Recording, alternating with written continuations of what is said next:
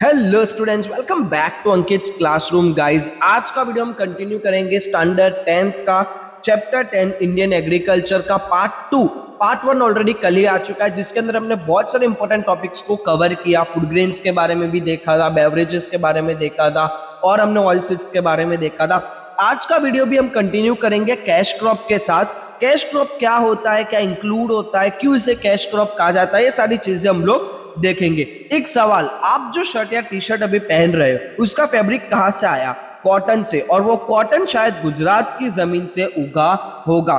ये है cotton, India का व्हाइट गोल्ड। ये नाम ही सब कुछ बता देता है। सोना मतलब बहुत वैल्यूएबल, और कॉटन इंडिया के लिए उतना ही इंपॉर्टेंट है। कैश क्रॉप के रूप में गुजरात और इंडिया दोनों में कॉटन की इंपॉर्टेंस सबसे ऊपर आती है। वर्ल्ड लेवल पर अगर बात करें तो इंडिया कॉटन प्रोडक्शन, उसके यूसेज और उसको एक्सपोर्ट करने में, तीनों चीजों में इंडिया सेकंड नंबर पर आता है। फर्स्ट नंबर पर आता है चाइना और सेकंड नंबर पर आता है इंडिया। किस चीज में? तो कॉटन के प्रोडक्शन में, कॉटन को यूज करने में और कॉटन को एक्सपोर्ट करने में। अब कॉटन कैसे मिलता है? कॉटन प्लांट से सीडलेस कॉटन फाइबर निकल जाती है। वो फ्लफी व्हाइट मटेरियल जो आप देखते हो और कॉटन के सीड्स, उसने एडिबल ऑयल बनता है, और जो ऑयल निकलने के बाद बचता है वो ऑयल के एक एनिमल फूड के रूप में यूज होता है। फिर से जीरो वेस्ट होता है। मतलब कि एक कॉटन का प्लांट होता है जिसमें से जो व्हाइट फ्लफी चीज निकलती है वो होता है हमारा रू, यानी कि हमारा कॉटन। फिर जो कॉटन के सीड्स होते हैं, ठीक है, उसमें से निकलता है एडिबल ऑयल, यानी कि कपासिया तेल। उसके बाद जो होता है, जो चीज बच जाती है, वो यूज होता है एज अ एनिमल फूडर, यानी कि जो एनिमल्स होते हैं उनको खिलाने के लिए। यानी कि यहाँ पर कोई भी वेस्ट होता नहीं है, जीरो वेस्ट होता है। कंडीशन एग्जाम के लिए बहुत इंपॉर्टेंट है। ब्लैक लावा सॉइल चाहिए होती है जो ह्यूमिडिटी को लंबे समय तक रिटेन कर सके। मिनरल रिच सॉइल चाहिए होती है बेसिकली। क्लाइमेट की बात करें तो हॉट और ह्यूमिड क्लाइमेट चाहिए। टेम्परेचर 20 डिग्री सेल्सियस से 35 डिग्री सेल्सियस तक चाहिए होता है। रेनफॉल 30 सेंटीमीटर से 70 सेंटीमीटर का चाहिए होता है, और ग्रोइंग सीजन होता है 6 to 8 मंथ। एक important point, Frost cotton crop को डैमेज करता है, इसलिए सर्दी के रीजन्स में कॉटन नहीं उगता है। बेसिकली कॉटन को उगने में 6 से 8 महीने लगते हैं। मेजर स्टेट्स जो कॉटन को उगाते हैं तो वो है गुजरात, महाराष्ट्र, तेलंगाना, कर्नाटका, आंध्र प्रदेश, हरियाणा, राजस्थान, पंजाब, तमिलनाडु और उड़ीसा। अब गुजरात का हीरो मूवमेंट। गुजरात इंडिया में कॉटन का area shown, productivity, total production और क्वालिटी, चारों चीजों में नंबर 1 है। एक नहीं, दो नहीं, 4 कैटेगरीज में फर्स्ट नंबर पर आता है। कौन सी 4 चीज? तो गुजरात के टोटल एरिया में से सबसे ज्यादा एरिया में कॉटन उगता है, प्रोडक्टिविटी में भी फर्स्ट नंबर पर, टोटल प्रोडक्शन में भी फर्स्ट नंबर पर, और गुजरात के कॉटन की क्वालिटी में भी फर्स्ट नंबर पर। और गुजरात के फार्मर्स ने बीटी कॉटन सीड्स अडॉप्ट किए हैं, जेनेटिकली मॉडिफाइड सीड्स जो पेस्ट रेजिस्टेंट होते हैं और ज्यादा यील्ड देते हैं। ये एक स्मार्ट डिसीजन था जो गुजरात की कॉटन प्रोडक्शन को और ऊपर लेके गया। गुजरात में कॉटन कहाँ होता है? तो सुरेंद्रनगर, राजकोट, वडोदरा, अहमदाबाद, साबरकांठा, महसाणा, बोटाद, भरूच, खेड़ा, सूरत, पंचमहल, अमरेली, भावनगर, पाटन, जूनागढ़ और जामनगर, यानी प्रैक्टिकली पूरे गुजरात के अंदर कॉटन उगता है। नेक्स्ट अब हम लोग देखते हैं नेक्स्ट कैश क्रॉप कौन सा है। तो नेक्स्ट कैश क्रॉप होता है शुगर केन। स्टूडेंट्स, आप चाय में जो चीनी डालो वो कहां से आती है?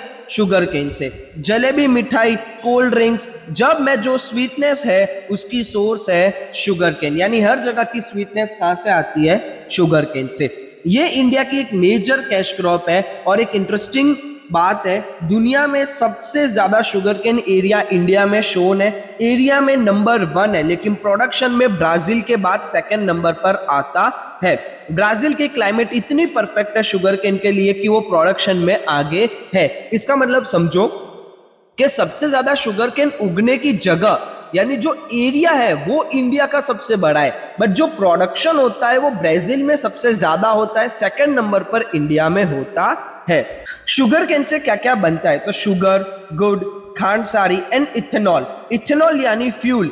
आजकल पेट्रोल में इथेनॉल मिक्स होता है, और वो इथेनॉल शुगर केन से आता है। एक क्रॉप फूड भी है और फ्यूल भी है।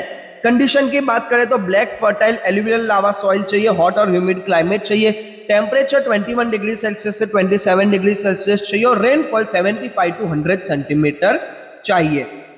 इंडिया में सबसे ज्यादा एरिया उत्तर प्रदेश में है, लेकिन प्रोडक्शन में महाराष्ट्र लीड करता है। यह फर्क इसलिए है क्योंकि महाराष्ट्र की सॉइल और क्लाइमेट प्रोडक्शन के लिए मोर एफिशिएंट है। वापिस सबसे ज्यादा एरिया शुगर केन उगने का उत्तर प्रदेश में, लेकिन सबसे ज्यादा प्रोडक्शन कहां से होता है? महाराष्ट्र के अंदर होता है। गुजरात में, साउथ गुजरात और सौराष्ट्र में ज्यादा शुगर केन होती है। अब एक ऐसी क्रॉप जिसको गोल्डन फाइबर कहते हैं, जूट। ये नाम क्यों? क्योंकि जूट का कलर गोल्डन होता है और ये फाइनेंशियली भी बहुत वैल्यूएबल है। जूट से क्या बनता है? जूट क्लॉथ, गुनी bags, mattress, ropes, bags, footwear, handicraft item, इतना सब कुछ।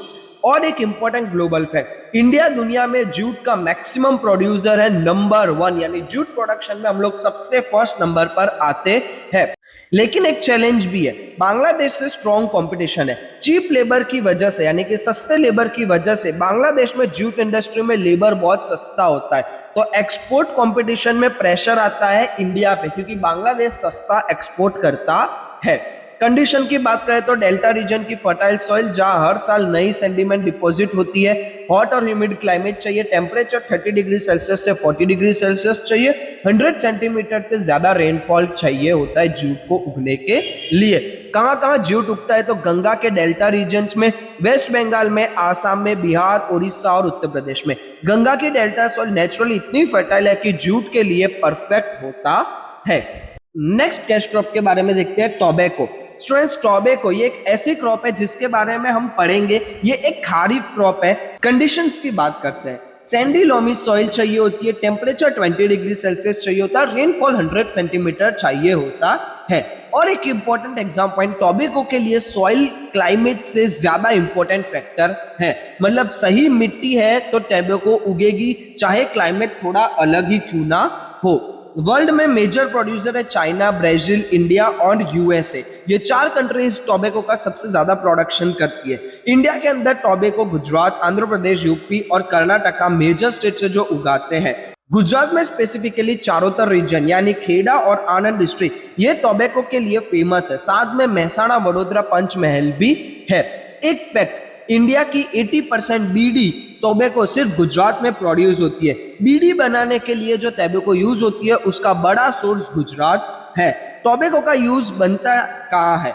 तो गुटखा, बीड़ी, सिगरेट, स्नफ, ये सब। लेकिन स्टूडेंट्स, एक इंपॉर्टेंट नोट, टोबैको का कंजप्शन हेल्थ के लिए हानिकारक है। ये चैप्टर फैक्चुअल पढ़ रहे हैं, इसलिए हम लोग टोबैको के बारे में पढ़ रहे हैं कि ये कैश क्रॉप है, यानी कि फैक्ट पढ़ रहे हैं हम लोग। इससे हमें कुछ भी सीखना नहीं है, यानी कि ये टोबैको कंज्यूम करना हमें सीखना नहीं है। हमें ये पता होना चाहिए कि टोबैको एक कैश क्रॉप है जिसे बेच के पैसे मिलते हैं, क्या इसकी कंडीशंस में ये उगता है, कहाँ पर उगता है और क्या क्या चीज होती है। इसका कंजम्पशन बहुत ज्यादा हानिकारक होता है। और एक इंटरेस्टिंग फैक्ट, सिक्किम इंडिया का पहला स्टेट है जिसने टोबैको गुटखा पे बैन लगाया है। ये एक ब्रेव डिसीजन था, यानी इंडिया के अंदर जो सिक्किम है उन्होंने प्योर पूरा बैंड लगा दिया है टोबैको के ऊपर और गुटखा के ऊपर कि आप सिक्किम जाते हो तो आप टोबैको गुटखा नहीं खा सकते, और वहां के लोगों ने इसको पूरा बैंड करके रखा हुआ है। नेक्स्ट देखते हैं कैश क्रॉप है रबर। अब रबर ये एक फैसिनेटिंग क्रॉप है। सोचो, आपकी साइकिल का टायर, स्कूल बैग की स्ट्रेप, रबर इरेजर, ये सब कहां से आता है? लेटेक्स ट्री से। रबर ट्री के ताने में एक वाइट मिल्की लिक्विड होता है, लेटेक्स। उस लिक्विड को कलेक्ट करते हैं, फिर उसे एसिटिक एसिड मिक्स करते हैं और लो टेम्परेचर पे हीट करते हैं। रिजल्ट क्या होता है? रबर बनता है। रबर से क्या क्या बनता है? तो टायर्स, ट्यूब्स और बहुत सारे इंडस्ट्रियल प्रोडक्ट्स। रबर के लिए क्या चाहिए? तो हॉट और ह्यूमिड क्लाइमेट चाहिए, हैवी रेनफॉल चाहिए। तो ये मेनली ट्रॉपिकल एरियाज में होता है। ग्लोबली अगर बात करें तो मलेशिया रबर प्रोडक्शन में वर्ल्ड नंबर 1 है। मलेशिया सबसे पहले नंबर पर आता है पूरी दुनिया में। इंडिया में केरला, तमिलनाडु, कर्नाटका, आसाम और त्रिपुरा रबर प्रोड्यूसिंग स्टेट है। केरला तो रबर के लिए स्पेशली फेमस है, वहां पे पहाड़ों पे रबर के पेड़ दोनों तरफ दिखते हैं। स्टूडेंट्स, अब बात करते हैं एक ऐसे कैटेगरी की जिस वजह से इंडिया पूरी दुनिया में फेमस है और आज भी है, मसाले, कॉन्डिमेंट्स और स्पाइसेस। याद है जब वास्को द गामा इंडिया आया, कोलंबस ने अमेरिका डिस्कवर किया, ये सब क्यों ढूंढने आए थे? इंडियन स्पाइसेस के लिए। दुनिया को इंडिया के मसालों की इतनी जरूरत थी कि उन्होंने नई ट्रेड रूट्स डिस्कवर की। और आज भी इंडिया पूरी दुनिया के टोटल कॉन्डिमेंट्स प्रोडक्शन में 35% कंट्रीब्यूशन करता है। दुनिया का तीसरा हिस्सा सिर्फ इंडिया से आता है। अब गुजरात का मूवमेंट, गुजरात दुनिया में क्यूमिन सीड यानी जीरा, फिनेल सीड यानी सौंफ और इसबगुल प्रोडक्शन में नंबर 1 है। जीरा जो हरी दाल सब्जी में तड़के के लिए यूज होता है, उसका सबसे बड़ा सोर्स है गुजरात। इंडिया ग्लोबली लीड करता है ड्राइड कोरिएंडर यानी कसूरी मेथी, फिनोग्रीक, मस्टर्ड, सुवा और अजवेन, ये प्रोडक्शन और एक्सपोर्ट में पूरी दुनिया में इंडिया लीड करता है। और ब्लैक पेपर, किन्नमोन, क्लोव, ये इंडिया में भी हाई डिमांड में है और ग्लोबल भी हाई डिमांड में है। एक और interesting category medical plant, India में अश्वगंधा, तुलसी, करियातू, व्हाइट मलसी, एलोवेरा, ये सब मेडिसिनल क्रॉप्स के रूप में उगाए जाते हैं। आयुर्वेदा की जो ग्लोबल डिमांड है, उसके पीछे इंडिया की मेडिकल फार्मिंग भी आती है। फ्लेवरेबल क्रॉप्स की बात करें, फ्लेवर यानी चीजें जिसमें स्मेल होती है, जिसमें फ्लेवर होता है, जैसे मिंट हो गया, मेनाथॉल हो गया, लेमन ग्रास हो गया, तो ये सारी चीजें भी इंडिया में उगाई जाती है। इसके अलावा भी बहुत सारे हजारों स्पाइसेस और हजारों मेडिकल प्लांट्स हमारे यहाँ पर उगाए जाते हैं, जिसका ग्लोबल में बहुत ज्यादा डिमांड है और इंडिया के अंदर भी बहुत ज्यादा डिमांड देखने को मिलती है। फ्रूट्स, वेजिटेबल्स और फ्लावर्स की बात करें, फ्रूट प्रोडक्शन में इंडिया चाइना के बाद वर्ल्ड में सेकंड है। इंडिया में क्या क्या फ्रूट्स होते हैं, तो बनाना, मैंगो, एप्पल, ग्रेप, नाशपाती, ऑरेंज, ये सब। इसके अलावा भी बहुत सारे फ्रूट्स होते हैं। ये याद रखना, फ्रूट प्रोडक्शन में इंडिया कौन से नंबर पर आता है, वर्ल्ड में सेकंड नंबर पर आता है। कहाँ? बनाना तमिलनाडु, गुजरात, महाराष्ट्र में उगता है। एप्पल जम्मू कश्मीर और हिमाचल में उगता है। इनकी हिमालयन वैलीज एप्पल के लिए परफेक्ट होती है। ग्रेप्स की बात करें तो उत्तराखंड, महाराष्ट्र, हिमाचल प्रदेश, जम्मू कश्मीर, पंजाब, तमिलनाडु, आंध्र प्रदेश, ये सारी जगह उगता है। एक इंटरेस्टिंग पॉइंट, ग्रेप्स की डिमांड प्रोडक्शन से ज्यादा है इंडिया के अंदर, इसलिए अफगानिस्तान, पाकिस्तान और ऑस्ट्रेलिया से ग्रेप्स इंपोर्ट भी किए जाते हैं। यानी हमारे यहाँ पर ग्रेप्स उगते हैं, बट हमारी ग्रेप्स की डिमांड इतनी है कि हमें बाहर के देश जैसे अफगानिस्तान, पाकिस्तान और ऑस्ट्रेलिया से हमें क्या करना पड़ता है, ग्रेप्स मंगानी पड़ती है। वेजिटेबल्स और फ्लावर भी, जैसे रोज, जूम, मोगरो, गलगोटा, ये फ्लावर्स भी कल्टीवेट होते हैं। और वेजिटेबल्स तो पूरी रेंज, पोटैटो से लेके कॉलीफ्लावर तक और बहुत सारे वेजिटेबल्स इंडिया के अंदर उगाए जाते हैं, जो इंपोर्ट और एक्सपोर्ट दोनों हम करते हैं। स्टूडेंट्स, अब एक important topic, technical reforms in agriculture. एक सीन इमेजिन करो, 100 साल पहले क्या एक इंडियन किसान सुबह उठते, हाथ में सिकल, स्पेड, हो, बुलोक कार्ट मतलब कि पावड़ो वगैरह, ये सारी चीजें लेते थे, मतलब यही उनके टूल्स थे। और बुलोक कार्ट से वो खेत जोतते थे, बाकी सारी चीजों से हाथों से काम करते थे। एक एक काम हाथों से होता था, दिन भर मेहनत करते थे, फिर भी प्रोडक्शन बहुत लिमिटेड आता था। अब आज के किसान को देखो, जो ट्रैक्टर्स, ट्रेलर्स, रोटावेटर्स, ये खेत जोतते हैं, थ्रेशर्स और हार्वेस्टर्स से व्हीट हार्वेस्ट करते हैं। जो काम पहले हफ्ते भर लगते थे, वो एक दिन में हो जाता है। ये चेंजेस, ये है टेक्निकल रिफॉर्म्स। डेफिनेशन एक याद कर लो, टेक्निकल रिफॉर्म्स मतलब कि सीड्स यूज करना, फर्टिलाइजर्स, फार्म के इंप्लीमेंट्स को अच्छे से चेंज करना। यानी पहले जो ट्रेडिशनल टूल्स एंड टेक्निक्स होती थी, उसको अब मॉडर्न टूल्स एंड टेक्निक्स में चेंज कर देना, यानी कि सारी चीजों को न्यू कर देना, टेक्निकल ला देना, टेक्नोलॉजी को इन्वॉल्व कर देना, इसलिए उसको टेक्निकल रिफॉर्म्स कहा जाता है। अब डिटेल में देखते हैं कि क्या क्या बदला है हमारे यहाँ पर। इरिगेशन में पहले किसान लेदर बकेट्स और वाटर व्हील से पानी देते थे, अब सबमर्सिबल पंप्स आ चुके हैं, मोनोब्लॉक पंप्स आ चुके हैं, सोलर पंप्स आ चुके हैं, ड्रिप इरिगेशन और स्प्रिंकल्स है। ड्रिप इरिगेशन तो रिवॉल्यूशनरी है, सीधे प्लांट की रूट में पानी जाता है, यानी कि पानी का बिल्कुल वेस्ट होता नहीं है। तो इरिगेशन के अंदर ये चेंज देखने को मिला है। फर्टिलाइजर में देखें तो DAP, NPK, urea, bio fertilisers, liquid bio fertilisers और बायोटी सीड्स यूज होते हैं। साइंस ने फार्मिंग को और एफिशिएंट बना दिया है। सीड्स में हाइब्रिड सीड्स और बीटी सीड्स का यूज होता है। ये जेनेटिकली इंप्रूव्ड सीड्स है, ज्यादा यील्ड देते हैं और पेस्ट से लड़ने की कैपेसिटी रखते हैं। इंफॉर्मेशन और गाइडेंस में आज एक किसान अकेले नहीं है, उनके पास है रेडियो, टीवी, न्यूज़पेपर से एग्रीकल्चर का गाइडेंस, जिससे उनको सब सीखने मिलता है कि क्या नया चल रहा है मार्केट के अंदर। डीडी किसान चैनल सिर्फ फार्मर्स के लिए डेडिकेटेड टीवी चैनल बनाई है पूरी। किसान टोल फ्री नंबर 1800 180 1551, कॉल करो और गाइडेंस पाओ। आई खेडूत पोर्टल और agri market mobile app, digital farming यानी कि एक पोर्टल बना दिया, एक मोबाइल एप्लीकेशन है जिसके अंदर सारी अपडेट्स आती रहती है। ग्राम सेवक जो विलेज में जाके नए टेक्निक्स बताते हैं फेस टू फेस प्रैक्टिकली। हर डिस्ट्रिक्ट हेडक्वार्टर में फार्मर ट्रेनिंग सेंटर बनाया गया है जो फार्मर को ट्रेन करने के लिए बनाया गया है। एग्रीकल्चर फेयर्स इन गुजरात जहाँ लेटेस्ट इंफॉर्मेशन मिलती है। एग्रीकल्चर फेयर्स होते हैं यानी मेला वगैरह जैसा होता है जहाँ पर बड़ी बड़ी कंपनीज आती है जो नई टेक्नोलॉजी दिखाती है, फार्मर से इंट्रोड्यूस होता है और उन्हें पूरा नॉलेज मिलता है।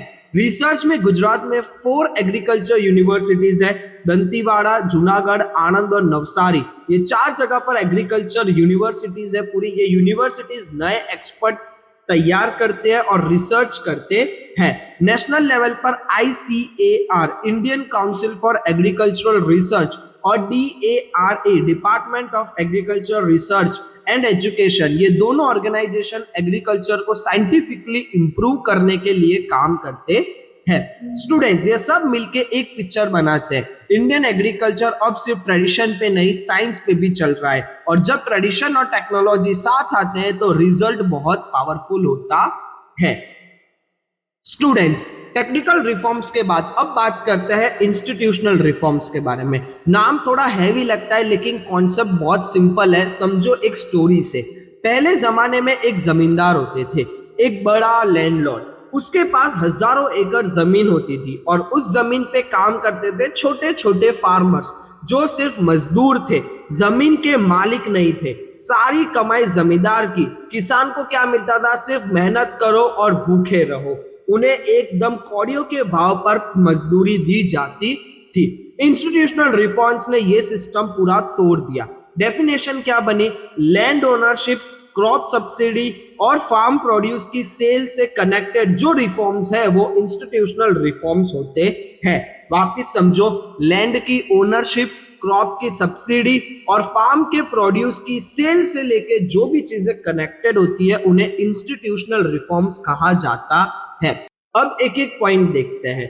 सबसे फर्स्ट है लैंडलॉर्ड सिस्टम खत्म हो गया। गवर्नमेंट ने जमींदारी सिस्टम डिस्कार्ड किया, किसान का एक्सप्लॉयटेशन रोका। Second, land to the tiller, एक लॉ एक्ट आया, लैंड टेंडेंसी एक्ट। इसका मतलब जो जमीन पे काम करता है वो उस जमीन का मालिक बन सकता है।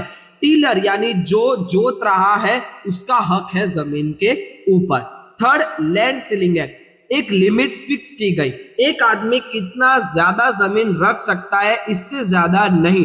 बची हुई जमीन डिस्ट्रीब्यूट की गई। Disparity among land owners reduced. Land ceiling act मतलब कि एक इंसान के पास इतनी ही जमीन हो सकती है, उससे ज्यादा जमीन होगी तो वो जमीन सरकार ले लेगी। फोर्थ है फाइनेंशियल हेल्प, किसान को पैसे चाहिए, सीड्स, फर्टिलाइजर ये सब खरीदने के लिए, लेकिन बैंक लोन नहीं मिलता इजीली, तो आया किसान क्रेडिट कार्ड और नेशनलाइज्ड और कोऑपरेटिव बैंक ने फाइनेंशियल हेल्प दी। किसको? किसान को, ताकि वो सीड्स, फर्टिलाइजर ये सारी चीजें खरीद पाए। फिर आता है फिफ्थ, क्रॉप इंश्योरेंस। एक साल मेहनत की, फसल तैयार और एक रात में बारिश ने सब बर्बाद कर दिया, किसान की पूरी कमाई खत्म। इसके लिए नई prime minister crop insurance scheme आई जो क्रॉप्स की फुल इंश्योरेंस प्रोटेक्शन देती है। तो अगर क्रॉप्स बिगड़ भी जाते हैं या डिस्ट्रॉय भी हो जाता है तो किसान भूखा नहीं रहता।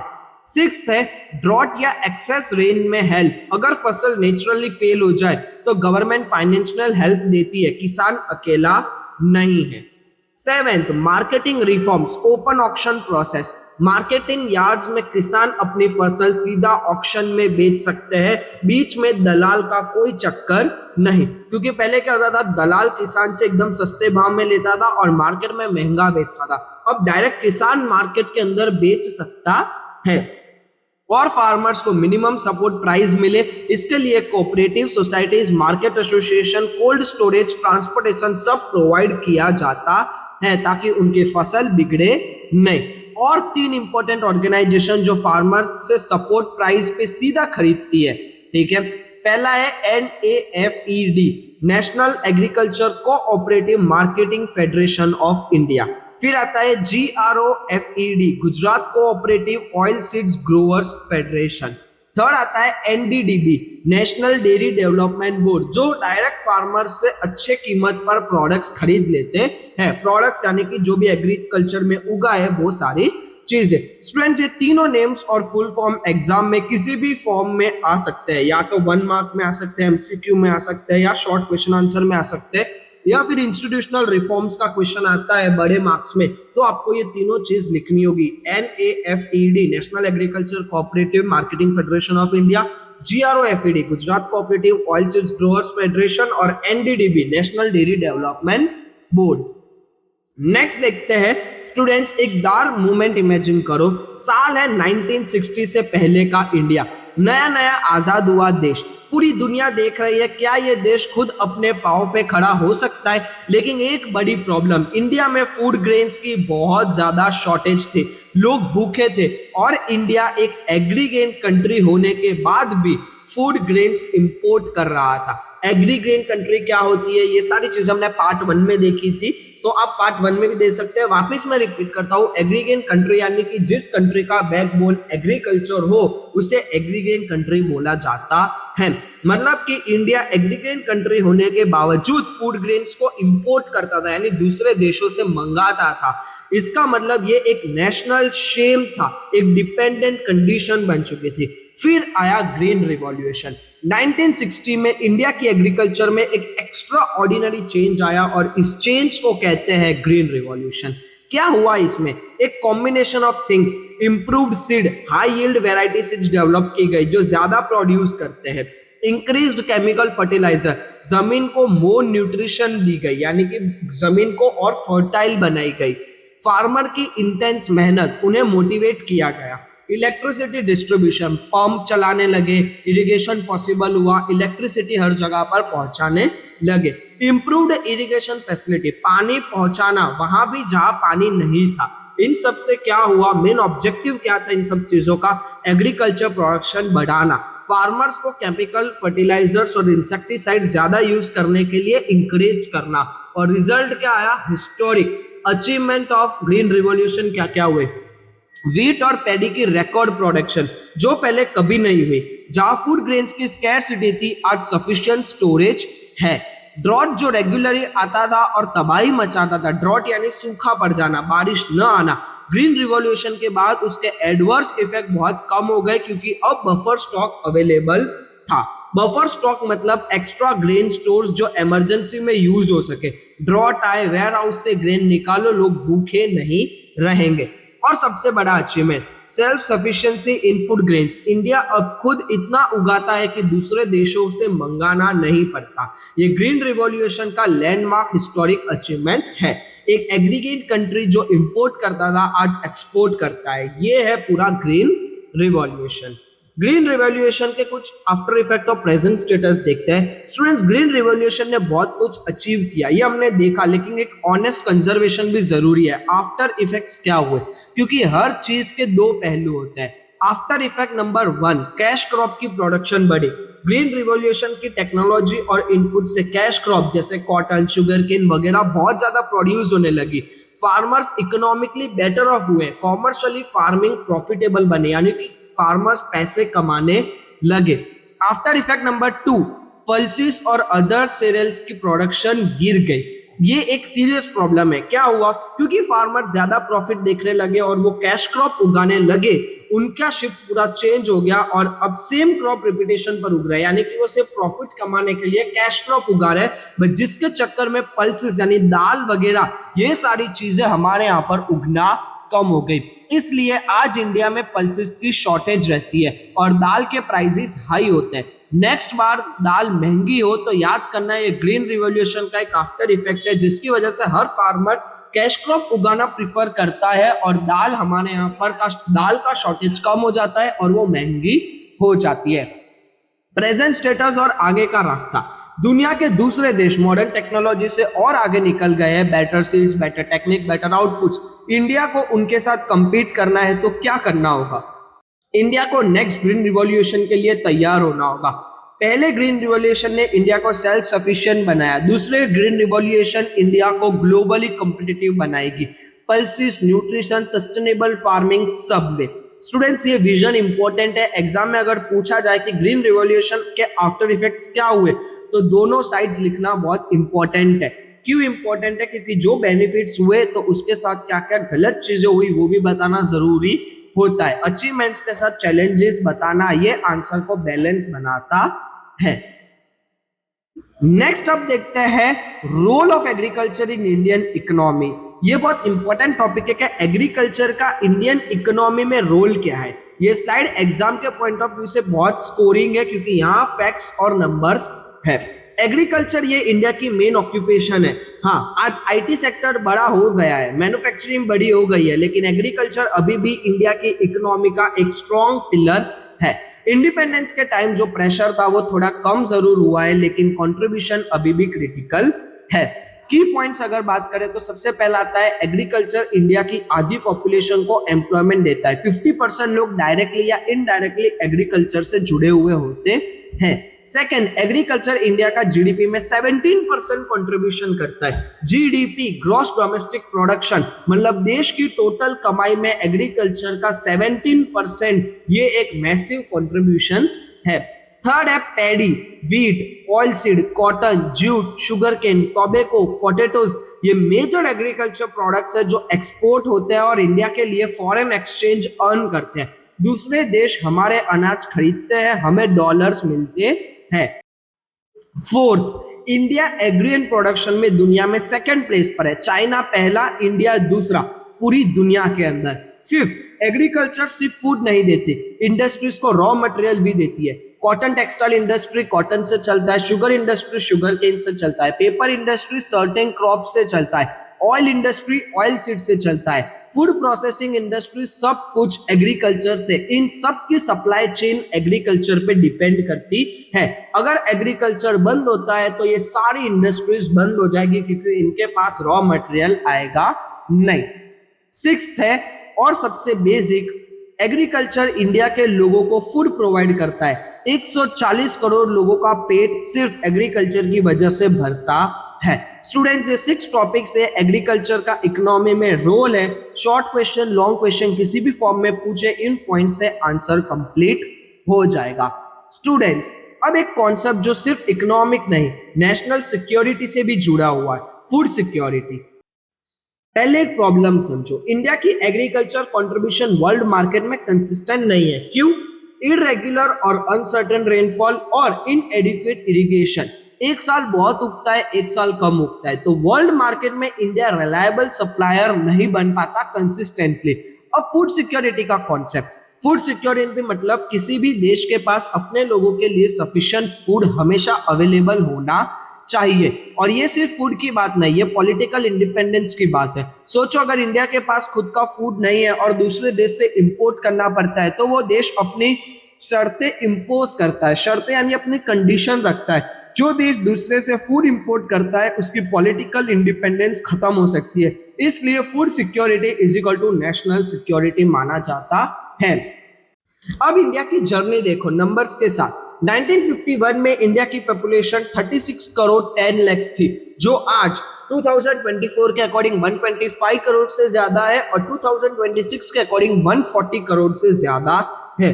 पॉपुलेशन ऑलमोस्ट 3.5 गुना यानी 3.5 गुना हो गई है, तो फूड ग्रेन्स डिमांड भी उतनी ही बढ़ी, लेकिन प्रोडक्शन ये भी इनक्रेडिबल जर्नी है। 1950-51 में इंडिया ने प्रोड्यूस किया 51 करोड़ टन फूड ग्रेन। 2013-14 में रिकॉर्ड 265.04 करोड़ टन, यानी प्रोडक्शन 5 गुना से ज्यादा हो गया। जब पॉपुलेशन 3.5 गुना बढ़ी, ये ग्रीन रिवॉल्यूशन की पावर है। आज इंडिया के पास इतने फूड ग्रेन्स है कि minimum requirement of country fulfil हो सकती है, लेकिन काम यहाँ खत्म नहीं होता। जरूरत है बफर स्टॉक मेंटेन करना और बढ़ाना। Buffer stock emergency reserve, drought आए, फ्लड आए, कोई नेचुरल डिजास्टर आए तो उस टाइम पे बफर स्टॉक काम आता है। और एक इंपॉर्टेंट पॉइंट, फूड ग्रेन्स की वेस्टेज रोकनी होगी। वेयर हाउस में प्रॉपर प्रिजर्वेशन टेक्निक से ग्रेन्स बर्बाद होने से बचाने होंगे। और उन थाउजेंड्स ऑफ फैमिली जो अभी भी भूखी है, अगर बफर स्टॉक उन्हें फ्री में डिस्ट्रीब्यूट की जाए, उनकी हंगर सेटिस्फाई हो सकती है।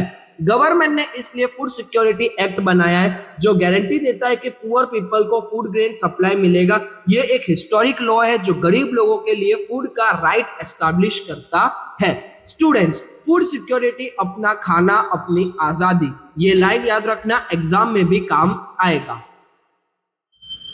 अब नेक्स्ट देखते हैं impact of globalisation on Indian agriculture. Students, अब एक ऐसा टॉपिक जो आज के टाइम में बहुत रिलेवेंट है, ग्लोबलाइजेशन का इंडियन एग्रीकल्चर पे इंपैक्ट। पहले समझो ग्लोबलाइजेशन क्या है सिंपल वर्ड्स में। दुनिया एक बड़ा मार्केट बन गई है। कोई भी देश किसी भी देश से खरीदो और बेचो, बॉर्डर्स पे रिस्ट्रिक्शन कम हो गई है और इंडिया ने ये पॉलिसी इंप्लीमेंट की ताकि इंडियन फार्मर्स अपने फार्म प्रोडक्ट्स वर्ल्ड मार्केट में बेच सके और प्रॉफिट कमा सके। अब इससे क्या क्या चेंजेस आए, पॉजिटिव चेंजेस जो अच्छे हैं। एक्सपोर्ट इंपोर्ट प्रोसेस बहुत सिंपल हो गई। पहले इंटरनेशनल ट्रेड के लिए कितनी परमिशन, कितने ब्यूरोक्रेसी, अब प्रोसेस स्ट्रीमलाइन हो चुकी है, यानी अब प्रोसेस बहुत सिंपल हो चुकी है इंपोर्ट एक्सपोर्ट करने के लिए। रिजल्ट, इंडिया का कॉटन, चिलीज और तिल अब चाइनीज मार्केट में बिक रहे हैं। इंडियन प्रोडक्ट्स दुनिया में जा रहे हैं और इंडिया में दुनिया भर के फ्रूट्स अवेलेबल हो गए जो पहले यहाँ नहीं मिलते थे, वो अब मिलते हैं। कॉटन और मेज की प्रोडक्शन इंक्रीज हुई क्योंकि ग्लोबल डिमांड से फार्मर्स को बेटर प्राइसेस मिले। कुछ प्रोडक्ट्स ने ग्लोबल मार्केट में जगह बनाई और इसलिए उन्हें नेशनल पेटेंट के रूप में रजिस्टर करना जरूरी हो गया। मतलब वर्ल्ड लेवल पे एक प्रोडक्ट का रजिस्टर्ड नाम, ताकि दूसरे देश उस प्रोडक्ट को अपना ना बोल सके। ये एक स्मार्ट मूव होता है। अब नेगेटिव साइड देखते हैं, जो चैलेंजेस है। BT seeds, genetically modified seeds जो मल्टीनेशनल कंपनीज बेचती है, ये बहुत कॉस्टली है और इन सीड्स के आने से फार्मिंग कॉस्ट बढ़ गई। छोटे फार्मर्स के लिए ये अफोर्ड करना मुश्किल हो जाता है। इंपोर्ट स्मूथ होने से डोमेस्टिक प्रोडक्ट को टफ कंपटीशन मिलती है। बाहर का सस्ता प्रोडक्ट आए तो इंडियन फार्मर के प्रोडक्ट कंपीट करना पड़ता है, क्वालिटी और प्राइस दोनों पे। स्टूडेंट्स, ग्लोबलाइजेशन एक डबल एजेड स्वॉर्ड है। एक तरफ अपॉर्चुनिटी, दूसरी तरफ चैलेंज। एग्जाम में दोनों साइड्स लिखना, यानी कि बेनिफिट्स भी लिखना और मतलब पॉजिटिव साइड्स भी लिखना और नेगेटिव साइड्स भी लिखना। अब impact of globalisation, challenges and way forward अगर देखें तो स्टूडेंट्स, ग्लोबलाइजेशन ने अपॉर्चुनिटीज दी है लेकिन कंपटीशन भी लाई है। अब इंडिया को क्या करना होगा? सबसे पहला चैलेंज, ग्लोबल कंपटीशन में टिकना। वर्ल्ड मार्केट में सिर्फ उगाना काफी नहीं है, क्वालिटी भी चाहिए। अगर इंडिया का प्रोडक्ट इंटरनेशनल स्टैंडर्ड का नहीं होगा तो फॉरेन बायर्स नहीं खरीदेंगे। इसलिए इंडिया को न्यू टेक्नोलॉजी अडॉप्ट करनी होगी और क्वालिटी पे फोकस करना होगा। सेकेंड, प्लान्ड स्टेप लेने होंगे। ये एक ऑर्गेनाइज्ड एफर्ट होना चाहिए, सिर्फ एक किसान का नहीं, एक सिस्टम का। इकोनॉमिक प्रॉस्पेरिटी और लोगों की सॉलिटरी बढ़ाने के लिए सीरीज ऑफ प्लान स्टेप जरूरी है, यानी प्लानिंग के साथ आगे बढ़ना होगा। थर्ड, पॉपुलेशन बढ़ती जा रही है। आज हम लोगों ने कम से कम 130-140 करोड़ की आबादी है, पॉपुलेशन है, कल और ज्यादा होगी। पॉपुलेशन के साथ फूड डिमांड भी बढ़ेगी। एग्रीकल्चर को इस ग्रोइंग डिमांड के लिए तैयार रहना होगा। फोर्थ है सेकेंड ग्रीन रिवॉल्यूशन। स्टूडेंट्स, ये सबसे इंपॉर्टेंट पॉइंट है। पहली ग्रीन रिवॉल्यूशन ने इंडिया को फूड ग्रेन शॉर्टेज से सेल्फ सफिशिएंट बनाया, लेकिन दुनिया आगे निकल गई। Other countries better technology, better seeds, better output के साथ खड़ी है। इंडिया को इकोनॉमिकली प्रोग्रेस में आगे रहना है तो सेकेंड ग्रीन रिवॉल्यूशन की स्ट्रेटेजी बनानी होगी। नए सीड्स, नए method, sustainable approach, global quality standard, ये सब मिलकर सेकेंड ग्रीन रिवॉल्यूशन बनेंगे। और ये कोई गवर्नमेंट का काम नहीं, ये आप जैसे जनरेशन का काम है। आज जो स्टूडेंट्स एग्रीकल्चर पढ़ रहे हैं, कल वही साइंटिस्ट, पॉलिसी मेकर और फार्मर्स बनेंगे, ये जो रिवॉल्यूशन लाएंगे। तो पढ़ो, समझो और कंट्रीब्यूट करो। फार्मर एक बैकवर्ड लाइन नहीं है। आज फार्मिंग में प्रॉफिट भी इतना ही होता है और फार्मिंग को स्टेटस भी उतना ही मिलता है। यहाँ पर हमारा चैप्टर के सारे टॉपिक्स कंक्लूड होते हैं। एक बार हम देखते हैं कि पूरा चैप्टर एक साथ देखते हैं कि कैसे हुआ। रैपिड फायर स्टाइल में देखते हैं कि नोट्स छूट गए हो तो अभी कंप्लीट कर लो, पार्ट 1 के कुछ रह गए हो तो पार्ट 1 आप देख सकते हो, पार्ट 2 के सारे नोट्स के स्क्रीनशॉट ले लो, एक बार नोटबुक में लिखो ताकि आपको सब कुछ याद रह जाए। समरी देखते हैं। इंडिया एक एग्रीगेट कंट्री है, 60% लेबर फोर्स एग्रीकल्चर में इंगेज है। एग्रीकल्चर जीडीपी में 17% और नेशनल प्रोडक्ट में 22% कंट्रीब्यूट करता है। फार्मिंग के 6 टाइप्स होते हैं, सबसिस्टेंस, ड्राई, वेट, शिफ्टिंग जिसको जूम फार्मिंग भी कहते हैं, प्लांटेशन और इंटेंसिव यानी कि कॉमर्शियल फार्मिंग।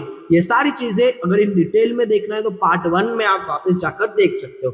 तीन तरह के सीजनेबल क्रॉप्स होते हैं। खारिफ क्रॉप जो कहां पर उगाए जाते हैं, मॉनसून में उगाए जाते हैं। राबी क्रॉप्स जो कब उगाए जाते हैं, विंटर में उगाए जाते हैं। और ज़ेड क्रॉप जो कब उगाए जाते हैं, समर्स में उगाए जाते हैं। मेजर क्रॉप्स की बात करें तो पैडी, व्हीट, ज्वार, मिलेट, मेज, पल्सेस, ऑयलसीड। कैश क्रॉप में अगर देखें तो कॉटन, शुगर केन, ये सारी चीजें। बेवरेजेस की पूरी लिस्ट, ये सारी चीजें हमने इस चैप्टर के अंदर दोनों पार्ट्स के अंदर कंबाइनली कंप्लीट कर चुके हैं।